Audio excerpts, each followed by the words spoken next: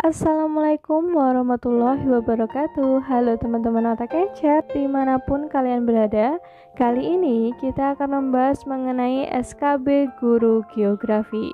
Tetap stay tune di channel otak encer ini. Please like, subscribe, and comment. Nyalakan juga loncengnya agar teman-teman mendapatkan notifikasi dari otak encer. Don't miss it. Subtopik Prinsip Geografi. Soal nomor 1. Prinsip distribusi yang tepat pada fenomena di bawah ini adalah A. Wilayah pesisir timur Sumatera didominasi pertambangan timah. B. Banjir bandang yang terjadi di dataran tinggi disebabkan karena kondisi hutan bagian hulu telah rusak. C. Berdasarkan grafik, jumlah hutan bakau di pesisir utara Jawa menurun dari tahun ke tahun. D. Pesisir utara Jawa memiliki resiko rendah terhadap ancaman tsunami karena tidak menghadap pertemuan lempeng. Option E. Harga tanah di dekat jalur tol Pocimi harganya meningkat 3 kali lipat. Kira-kira yang mana teman-teman jawabannya? Nanti tiap videonya bisa teman-teman pause terlebih dahulu gitu ya, untuk memikirkan jawabannya. Nanti kalau udah dapat baru dilanjut. Oke, udah dapat teman-teman? Betul banget, jawabannya yang A. Wilayah pesisir timur Sumatera didominasi pertambangan timah. Pembahasannya, prinsip distribusi merupakan prinsip yang menjelaskan tentang persebaran gejala-gejala geosfer yang ada di permukaan bumi, menyangkut kondisi fisik dan sosial, maka distribusi tiap satu tempat dan tempat lainnya berbeda. Persebaran gejala-gejala geografi di permukaan bumi dapat menjabarkan masalah-masalah apa yang terjadi, bahkan juga bisa memprediksi keadaan di masa yang akan datang. Prinsip distribusi menjadi kunci pertama dalam studi geografi. Wilayah pesisir timur Sumatera didominasi pertambangan timah, merupakan contoh dari prinsip distribusi. Makanya jawaban yang paling tepat adalah option A. Sampai di sini bisa dipahami teman-teman? Oke, kita lanjut ke subtopik berikutnya, yaitu analisis dan pemanfaatan data SIG.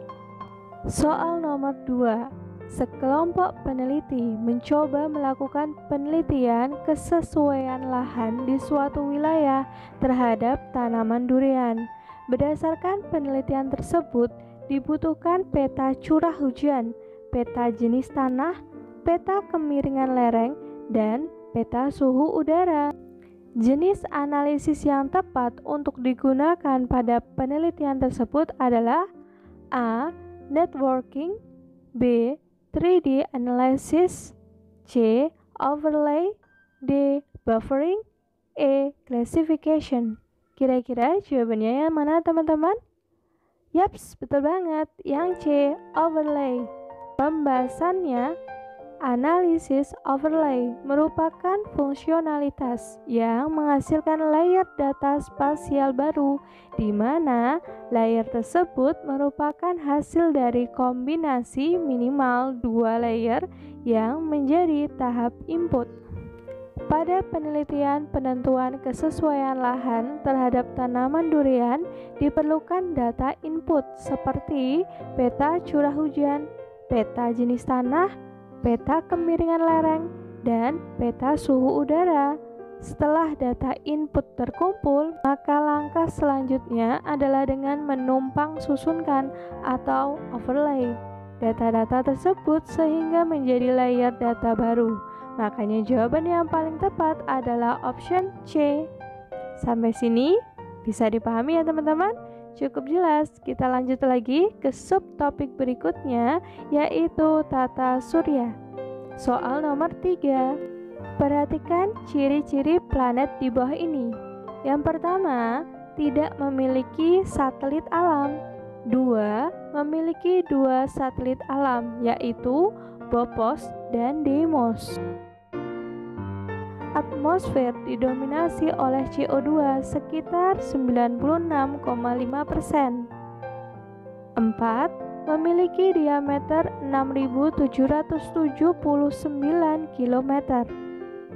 Nomor 5 dijuluki sebagai planet merah. Dan yang terakhir, kala revolusi sekitar 225 hari.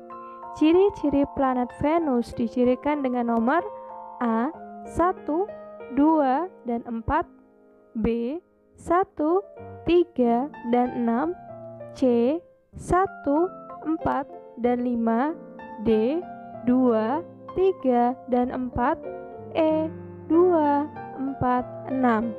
Kira-kira yang mana teman-teman jawabannya? Support terus channel Otak Kencer ini.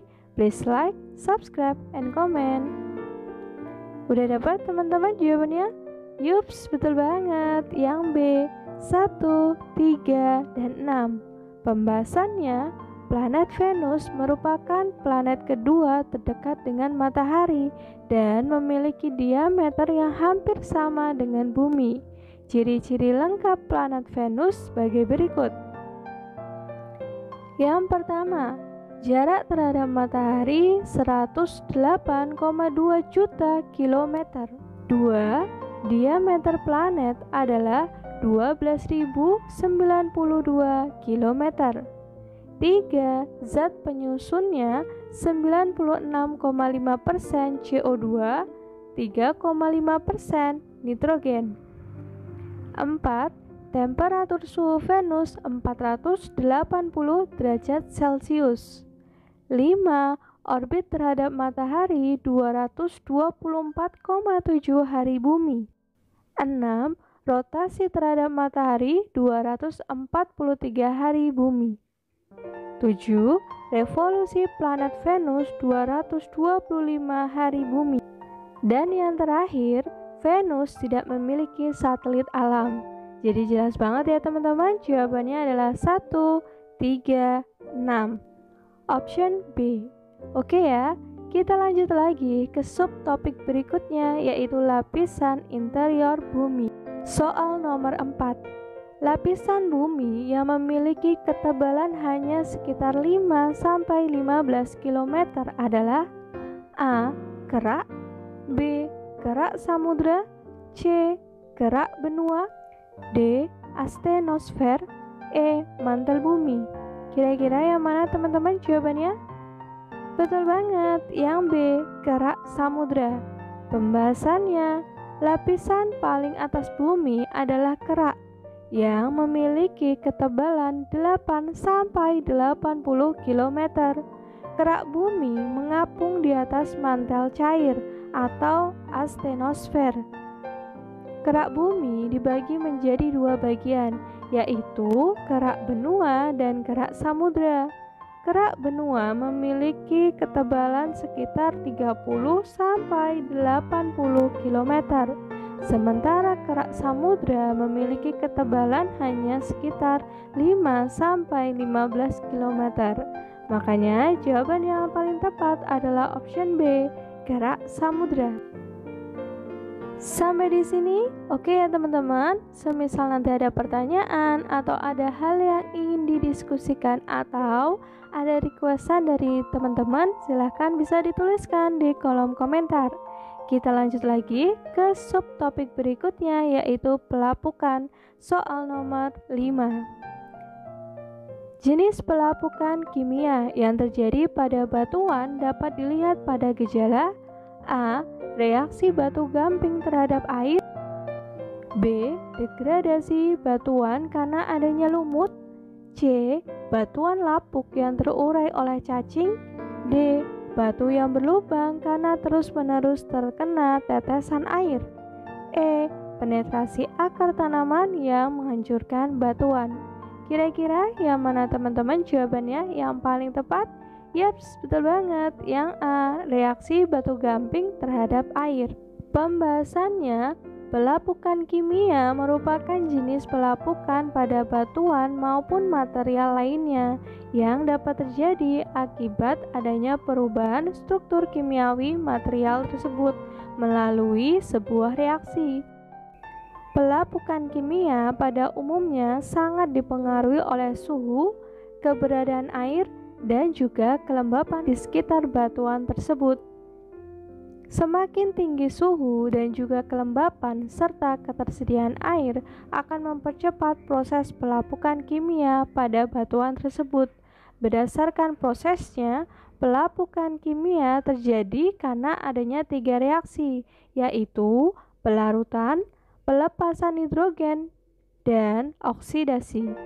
Reaksi batuan gamping atau batuan kapur terhadap air akan menyebabkan proses pelarutan. Reaksi tersebut akan menghasilkan panas dan juga gelembung udara akibat pelepasan karbon dioksida. Pada akhir reaksi tersebut, batuan kapur yang pada mulanya keras akan berubah menjadi lumat dan bahkan sebagian akan terlarut ke dalam air. Makanya jawaban yang paling tepat adalah option A, reaksi batu gamping terhadap air.